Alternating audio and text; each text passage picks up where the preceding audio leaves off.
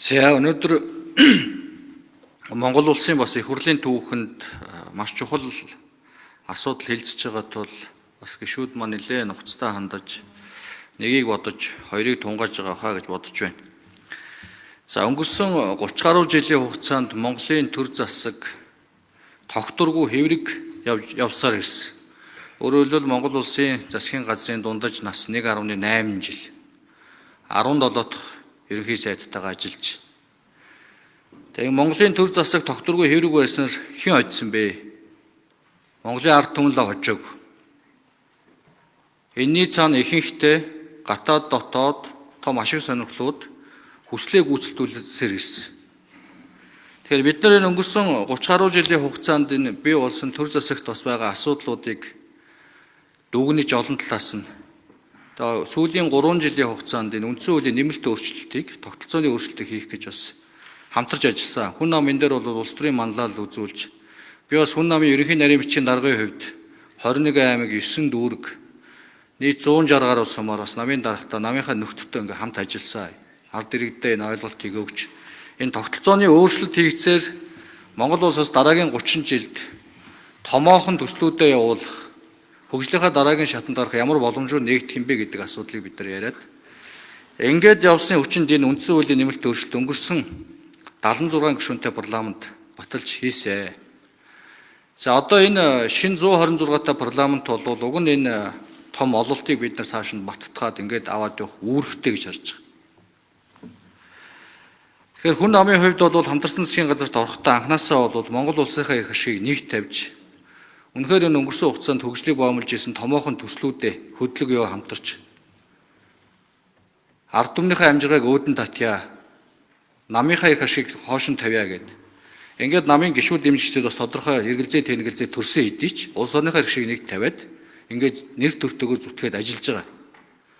Манаас намаас бас засгийн газарт ажиллаж байгаа хоёр сайд ч гэсэн ажил үүргээ нэр төртөөгөр гүйцэтгэж байгаа гэж харж байгаа. Шадар сайд Дор чанд хамгийн галтаа асуудал энэ эрчим хүчний реформ. Өнөөдөр бид нар гаднаас эрчим хүч нефт гэдэг олон зүйлээр хараат байна. Энэ хараат зүйлээс салах гад бас томоохон зорилтууд тавиад ажиллаж байна. Боловсролын салбарт ч гэсэн бас томоохон өөрчлөлтүүд хийх гээд боловсролын тэгш хүртээмжтэй байдал чанарыг нэмэгдүүлэх, багш нарын бас үнэлэмжийг нэмэгдүүлэх, цалин хөлсийг нэмэгдүүлэх гэдэг ийм олон зүйлүүдийг бас зорилтоо болгоод ажиллаж байгаа. Монгол Улсын засгийн газар ч гэсэн 2026 оныг бас боловсролыг дэмжих үнэтэй холбоотойгоор жил болго зарласан. Тэгэхээр одоо ийм байдлаар одоо засгийн газар ажиллаж байгаа, үр дүн гарч байгаа ихнээсээ гадна дотноос ч гэсэн хөрөнгө оруулалтууд бас орж ирэх ихний ингээд далхмууд хийгдэж байгаа үед нь засгийн газарт ерөнхий сайд итгэл үзүүлэх хэсэг асуудал хэлцэж байгаа. Энэ бол утга агуулгын хувьд хуйлдаа холбоогүй харагдаж байгаа. Тэгэхээр энэ тогтолцоонд уучраад байгаа. Одоо энэ хамтарсан засгийн газар хэрвээ ингээ огцорсон тохиолдолд дараагийн засгийн газар бол доктортой явна гэдэгт эргэлзээтэй байна.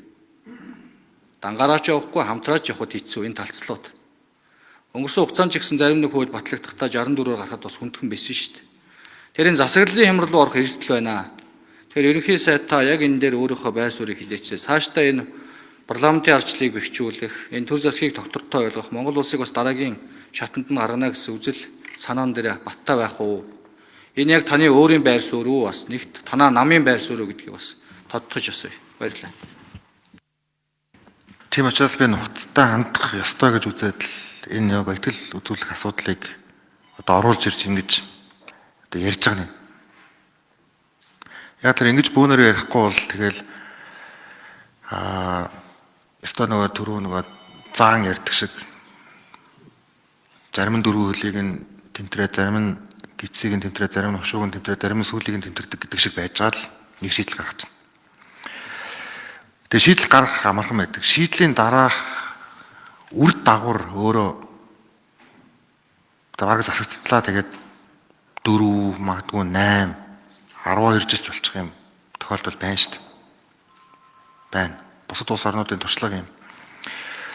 Тийм учраас л одоо би одоо ганцаараа шийдэл бас бүтэн гаргаж чадахгүй. Одоо парламенттайгаа ингээд нөгөө л одоо тал талаас нь ярьж дор бүрнээ нэг дүгнэлт хийгээд тэгээ энэ шийдэл маань дараагийн одоо эдийн засгийн болон одоо засаглалын хямрал руу явчихгүй байх тэр дотоод мэдрэмжтэй үлдэх мэдээллийн нэгдсэн байдал руу одоо орох. За улс төр энэ ашигтайдаа гэж харж байгаагаас хойш татгал одоо ийм асуудал дээр л бид нэр хүч чадвар зөвшөлдөж чадна л та. Тэрнээс яг өнөөдөр ингэ шийдвэр гаргачвал дараагийн сонгуульд хэрэгтэй дээ. За ингэчүүл ер нь яг улс төрийн хувьд бол гой оноодоо гэж л хараад эхлэхлээр тэгэл бид нар нэг том агуулгаараа ер нь алдаад л идэм л. Том агуулгаараа тэгээд улс нь алдчихлаар бүгдээрээ л ер нь алдчихдаг, цаг хугацаагаа алддаг, иймэрхүү зүйл болдгийм билээ. Зүгээр яг энийг би нэг 20-50-ыг бичиж явах үед олон эрдэмтэн судлаачтай уулзж исэн.